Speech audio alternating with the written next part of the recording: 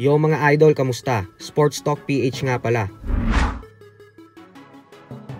Ang banatan ni Canelo at De La Hoya, pag-usapan natin yan mga idol.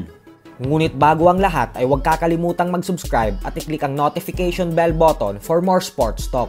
So sa naging final press conference nga po kanina para sa bigating undisputed title fight na gaganapin sa linggo sa pagitan ng current undisputed super middleweight world champion Canelo Alvarez at ng Mexican undefeated knockout artist Jaime Munguia, ay tila naging eksena nga po sa pagitan ni Canelo at ng kanyang dating promoter na si Golden Boy Oscar De La Hoya.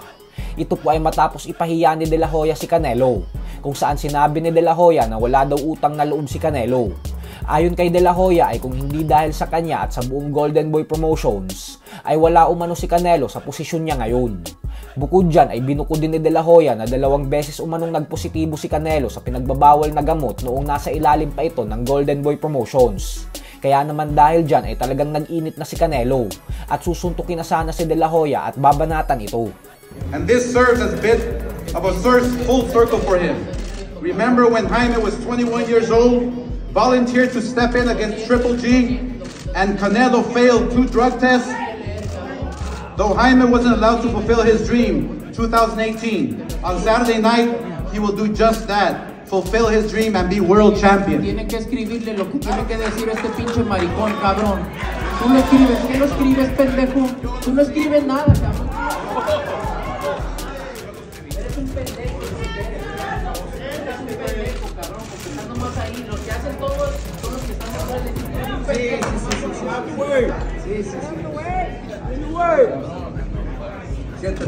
Buwelta naman ni Canelo na pinagsisisihan niya daw ang lahat na naging promoter niya si De La Hoya sa nakaraan. Wala umano itong magandang naidulot sa buhay niya. Bukod dyan ay puro katangahan lang umano ang mga pinagsasasabi ng former 6th Division World Champion and Olympic Gold Medalist. Kaya naman para sa kanya ay wala na daw pag-asa pang magkaayos sila o kahit maging magkaibigan man lang ulit. Habang si De La Hoya naman ay kumpiyansang sinabi na tatalunin ng kanyang alaga na si Jaime Munguia si Canelo at nayayanigin nito ang mundo ng boxing sa linggo sa pamamagitan ng pag-upset sa Mexican superstar. Buong-buo ang tiwala ni De La Hoya na magiging isang ganap na bagong undisputed world champion na ang kanyang alaga at na mapapalitan na ni Munguia si Canelo sa inuupuan nitong trono. Pero ganun pa man nga po ay wala namang problema at alitan sa pagitan ni Canelo at Munguia. Dahil bagamat pareho silang kumpiyansa na tatalunin nila ang isa't isa sa gabi ng kanilang sagupaan, ay nananatili pa ding mataas ang respeto nila sa isa't isa. Sadyang si Canelo at De La Hoya lang talaga ang sobrang nagkakainitan ngayon at hindi tumitigil sa pagbanatan sa isa't isa. So hanggang dito na lang po muna tayo mga idol.